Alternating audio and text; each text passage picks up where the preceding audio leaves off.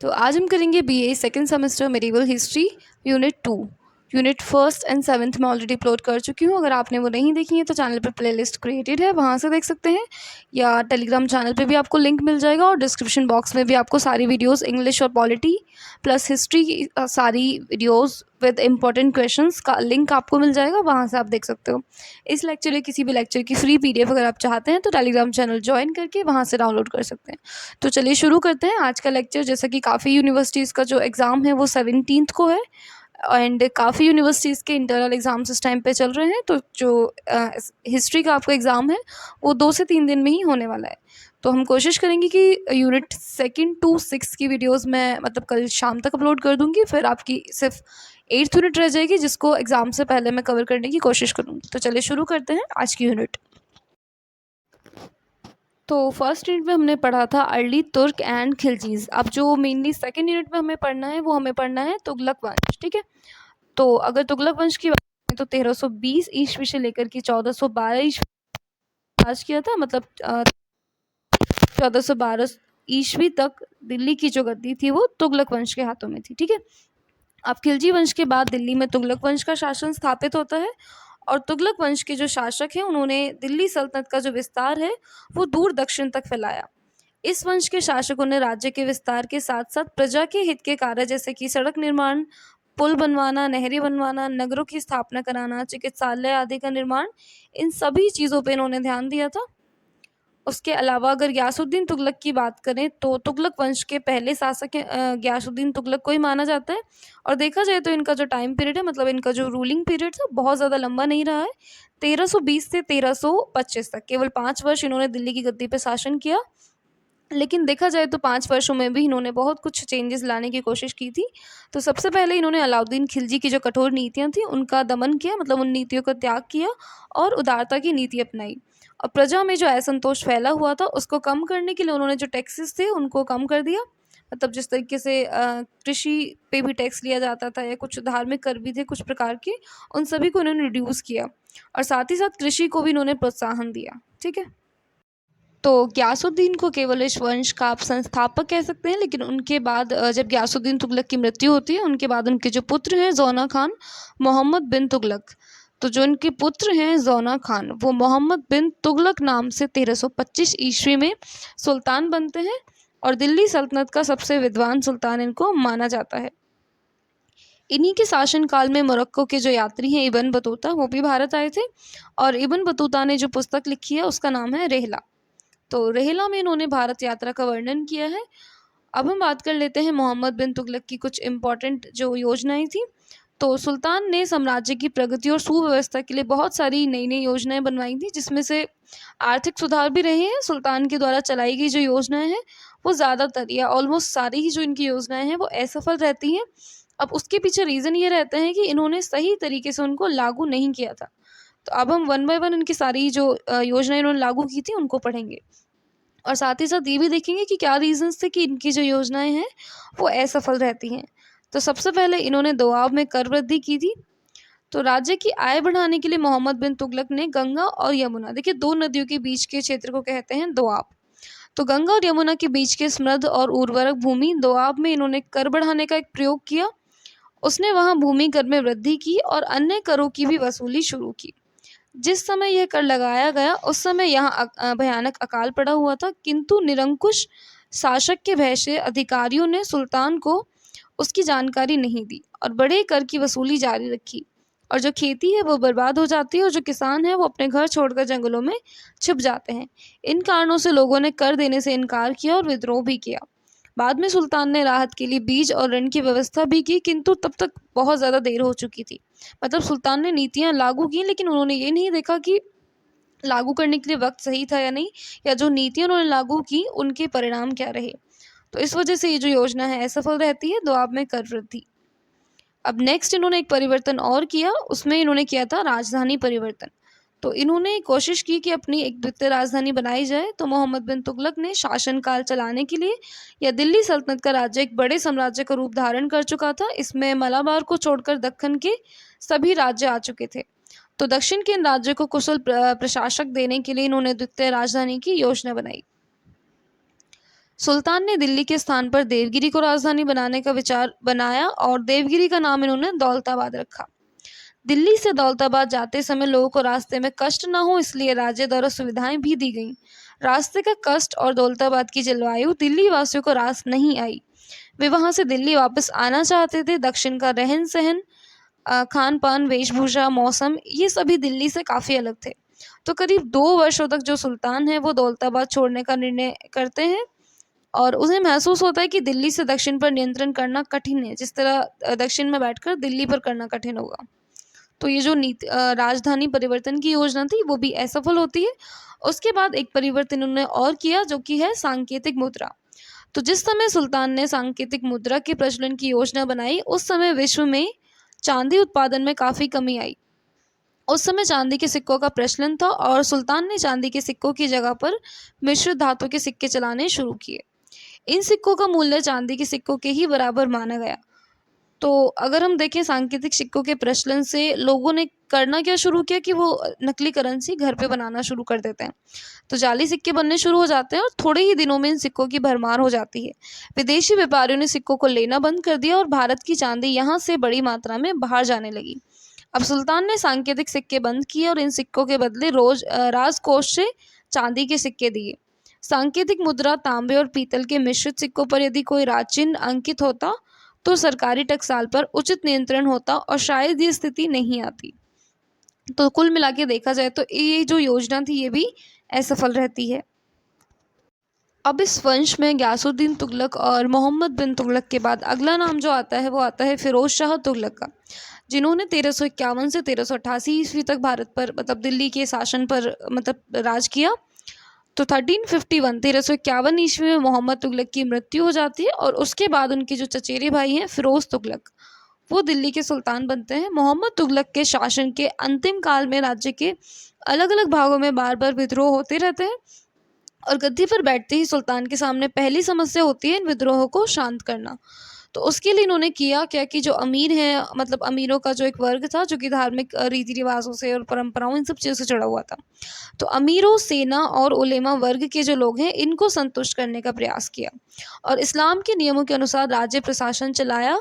सुल्तान ने साम्राज्य को बढ़ाने के लिए कोई सैनिक अभियान नहीं किया। जो भी आक्रमण किए गए वो साम्राज्य की सुरक्षा के लिए और उन्हीं प्रदेशों को अपने पास रखने की कोशिश की जिनका शासन केंद्र से आसानी से हो सके। तो इनका शासनकाल जन कल्याणकारी कार्य के लिए बहुत ज़्यादा फेमस माना जाता है। अब नेक्स्ट देख लेते हैं फिरोज शाह तुगलक का मकबरा जो कि दिल्ली में है और लोकहित के लिए किए गए कुछ कार्य। तो ये जो मकबरा है ये आपको इस पिक्चर में भी दिखाई दे रहा होगा। तो ये दिल्ली में है फिरोज शाह तुगलक का मकबरा। अब देख लेते हैं फिरोज शाह तुगलक द्वारा किए गए कुछ इंपॉर्टेंट कार्य मतलब जो उन्होंने जनता के लिए किए थे। तो अगर पेपर में क्वेश्चन आता है कि फिरोज शाह तुगलक द्वारा किए गए सामाजिक सुधार या कुछ भी सामाजिक परिवर्तन आपसे पूछे जाए तो आप इनको लिख सकते हैं। कृषि की सिंचाई हेतु उन्होंने कई सारे नहरों का निर्माण करवाया, यमुना नहर, सतलज नहर, और आज भी सिंचाई जो होती है वो इन्हीं नहरों से होती है। इसमें कृषि की उन्नति हुई और बंजर भूमि से प्राप्त जो आमदनी है उसको धार्मिक और शैक्षिक कार्यों में इन्होंने खर्च किया। तो काफ़ी अच्छी चेंजेस थे, पॉइंट वाइज आप इनको लिख सकते हैं। नेक्स्ट सुल्तान ने जौनपुर, फिरोजपुर और फिरोजाबाद आदि नए नगरों की स्थापना की और इन्होंने प्रजा के लिए सरायों, जलाशयों, अस्पतालों, बगीचों और पुलों का निर्माण भी कराया और उनकी मरम्मत भी कराई। दीवाने खैरात विभाग की स्थापना भी कराई जिसमें विधवाओं, अनाथ और लड़कियों के विवाह के लिए आर्थिक सहायता दी जाती थी। सरकारी खर्च पर योग्य वैद्यों द्वारा औषधि और भोजन दिए जाने की व्यवस्था भी कराई इन्होंने। बेरोजगार लोगों को नौकरी मतलब देने की भी इन्होंने अपनी तरफ से कोशिश की जिसके लिए इन्होंने रोजगार कार्यालय भी स्थापित कराए। पूर्ववर्ती शासकों द्वारा दी जाने वाली जो कठोर यातनाएं थी उनको इन्होंने बंद किया और लोकहित के लिए कार्य किए इन्होंने। तो इनको इनके अच्छे कामों के लिए हमेशा याद किया जाता है जब भी दिल्ली सल्तनत को पढ़ा जाता है। ठीक है, अब देखिए जो इसमें हमें पढ़ना था 2 वंश हमें इसमें पढ़ने थे। एक तो लोधी वंश पढ़ना था और एक हमें तुगलक वंश पढ़ना था। तो तुगलक वंश में मेनली मतलब यही 3 आपके रूलर्स थे जिनको हमने पढ़ लिया, जिसमें से लास्ट वाले इंपॉर्टेंट है आपके लिए। अब हम देख लेते हैं लोधी वंश। तो दिल्ली सल्तनत का अंतिम वंश लोधी वंश को माना जाता है। तो इनका जो टाइम पीरियड है वो 1451 से 1526, मतलब देखा जाए तो काफ़ी मतलब बहुत ज़्यादा लंबा टाइम पीरियड नहीं है, 1451 से 1526 ईस्वी तक, ठीक है। तो दिल्ली सल्तनत का अंतिम राजवंश लोधी वंश है, और 1451 ईस्वी में दिल्ली के अमीरों ने सरहिंद के सूबेदार बहलोल लोधी को आमंत्रित कर दिल्ली के सिंहासन पर बिठाया, और लोधी शासक तुर्क न होकर के अफगान थे, मतलब बाकी अभी तक जितने भी हमने पढ़े सब तुर्किस्तान से बिलोंग करते थे, लेकिन ये जो लोधी वंश के रूलर हैं ये अफगान से रिलेटेड हैं, ठीक है। इसमें जो सबसे पहला नाम आता है बहलोल लोधी, बहुत ज़्यादा इंपॉर्टेंट है ये, मतलब इससे जो क्वेश्चन आता है वो यही आता है कि जो लोधी वंश है उसकी स्थापना किसने की। तो बहलोल लोधी ने सल्तनत को संगठित करने का प्रयत्न किया था, और उन्होंने जौनपुर पर भी आक्रमण करके शर्की शासकों को पराजित किया था और उसको अपने अधीन कर लिया था। 51 से 89 तक का इनका रूलिंग पीरियड रहा है। अब नेक्स्ट हमें जो इसमें पढ़ना है वो पढ़ना है सिकंदर लोधी, जिन्होंने 1489 से 1517 ईस्वी तक दिल्ली सल्तनत पर राज किया। तो बहलोल लोधी के बाद उनके जो पुत्र हैं निज़ाम खान सुल्तान, जो कि सिकंदर शाह नाम से दिल्ली की गद्दी पर बैठते हैं, और 1504 ईस्वी में इन्होंने अपनी राजधानी दिल्ली से हटा करके दूसरे नगर में ले गए थे, ठीक है, जो कि बाद में आगरा के नाम से प्रसिद्ध होती है।